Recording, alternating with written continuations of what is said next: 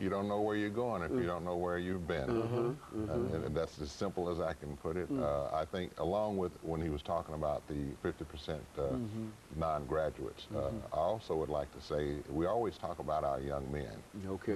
When we were young, you had to respect young ladies. Good. And I'm saying let's let the young ladies, they need to learn about respect and demand respect. And I always believe that that is a possible chance that if a young lady has respect for herself, then that young man has got to do the right thing. And he will. He's got to do the right thing. He will. James Brown said it best. It's a man's world, but it wouldn't be nothing without a woman. That's right. So all these young ladies have to do. To demand respect. Demand respect.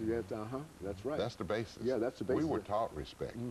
To respect our mothers, to respect our sisters. I mean, if you know anything about the past, one of the biggest fights that you could get into was to say something about somebody's mother or their sister. There you go.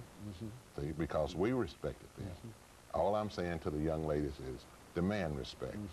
And that will, I think that will help the young men. Oh yes, I think that will get it. You see, I think I've been involved in higher education long enough and in the classroom long enough to know that to be true. That if the young women demand respect, the young men will grudgingly give it, but they will give it. Nevertheless, they will give it. And I think if these young ladies would stop showing their belly buttons, all right, and their cleavage and all the other things that they show,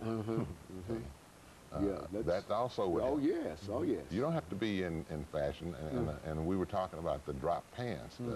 I don't think a lot of young men know where that actually came from. I believe that thing with the pants came from the prisons. I understand it did. It came from the prisons, and what that was saying was, I'm available to you. Oh yeah. See? Yeah, I see what you're saying now. I'm available to you.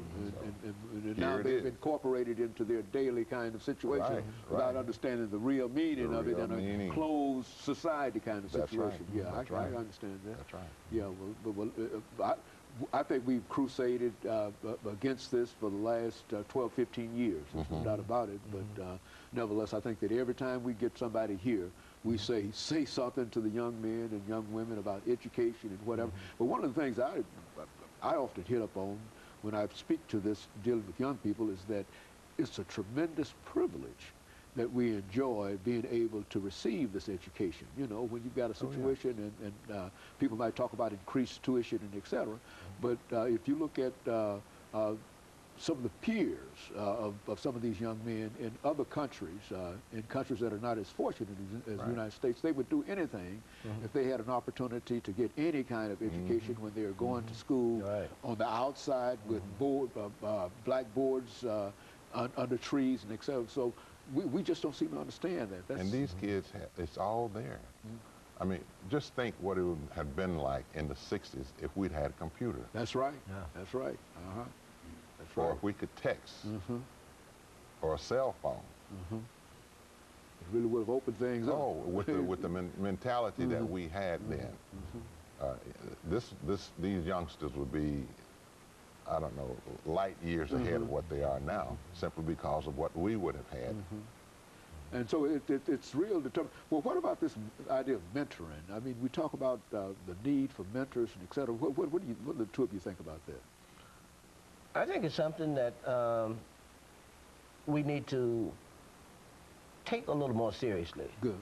Even though it can be a risky business, I think the potential for gain is worth the risk, because we know the statistics about young black youth today, and we just can do better as far as mentoring is concerned. And I think what needs to happen is some of these organizations, some of your social clubs, fraternities, sororities, churches, if they would get behind a mentoring program so that those who participated would know that the proper safeguards are in place, I think that mentoring could be expanded much further than it is. It's not always a case of throwing money to a problem, but if you could just have positive role models, interact with some of these kids, some of these young men especially who have no father figure to look up to, it would go a long way to letting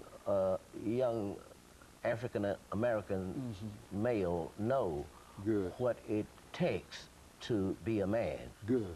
Because the models they look at nowadays are not good role Often models they for are being not. a man. They often they are not. We don't want youngsters to model themselves after the dope dealer, for example. Okay, good. So we've got to have some of these men out here who are responsible, sacrifice some time, and spend time taking the youngsters to the baseball game or go fishing or just whatever kind of situation would work.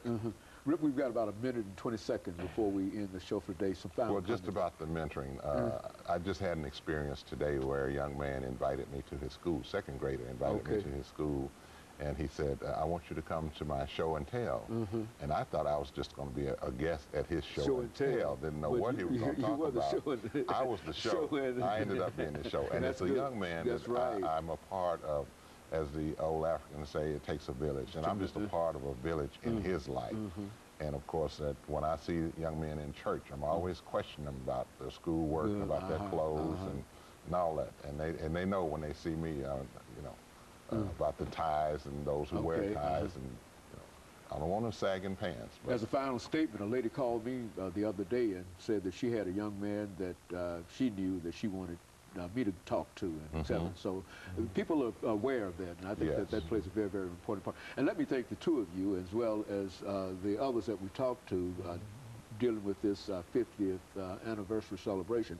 And it's strange that it was 50 years ago. You know, it makes the two of you seem old, I would imagine, having participated in it. Okay, but let me thank the two of you for coming by. you. Let me encourage our audience to tune in again next week for another informative edition of Comments. Thank you, and goodbye.